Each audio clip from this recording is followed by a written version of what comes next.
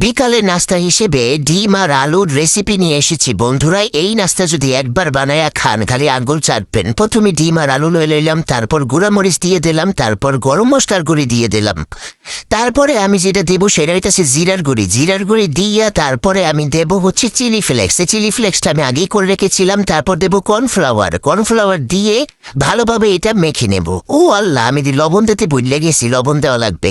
এই আমি লয়ে নিলাম সামান্য লবণ দিয়ে ভালোভাবে মিক্স করবো। তারপর দিয়ে দিলাম ধনিয়া পাতা দিলে ফ্লেভারটা অনেক মজা হইবে। সুন্দরভাবে ধনিয়া পাতা দিয়ে এটারে ভালোভাবে মাইখা লইতে হইবে। যত ভালোভাবে মিক্স করবেন ততই কিন্তু মজা লাগবে। এরপর দেখেন ছোট ছোট গোল গোল বানাই লইছি। তারপরে এটারে ডিম ফেটে রাখছিলাম, এই ডিমের মধ্যে দিয়ে তারপরে হচ্ছে ব্রেড ক্রামসের মধ্যে দিয়ে ভালোভাবে ঘুরে ফিরে এটারে কোট করে নিতে হবে। কোট করে নিয়ে তারপর তেলের মধ্যে দিয়ে দিমু, দিয়ে উল্টায় বিল্টায় সুন্দর করে ভাজা লইতে হইবে। এইভাবে আমি সবগুলা করে নিছি দেখছেন। আরও একটা করলাম, এই সুন্দরভাবে কোট করে নিতে হইবে যাতে সুন্দরভাবে চারপাশে বসে। তারপর আরও একটা নিলাম ডিমের মধ্যে দিয়ে, তারপরে ব্রেড ক্রামসের মধ্যে দিয়ে ভালোভাবে কোট করে নিলাম। তারপর সুন্দর করে এটারে ভাজা লইতে হবে। নিভিন জালে একটু আস্তে আস্তে বাজবেন, তাহলে কিন্তু ক্রিস্পি হইবে, অনেক মজা লাগবে খাইতে।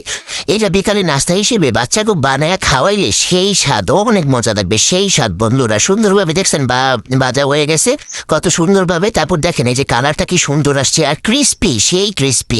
এই নিয়ে নিলাম আমি আমার প্লেটে। এখন সস দিয়ে টেস্ট করব। সস নিয়ে নিলাম, সস দিয়ে খেতে সেই স্বাদ, অনেক মজা। আপনারা অবশ্যই ট্রাই করবেন।